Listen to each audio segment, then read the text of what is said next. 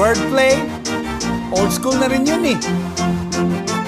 Multi, tagal lang ginagawa yun. Eh yung speed rap, 1991 pa meron na. Eh ano pa gagawin? Ano pa natitira? Ang gusto niya, payabangan na lang. Yun na lang pwede natin gawin eh, di ba?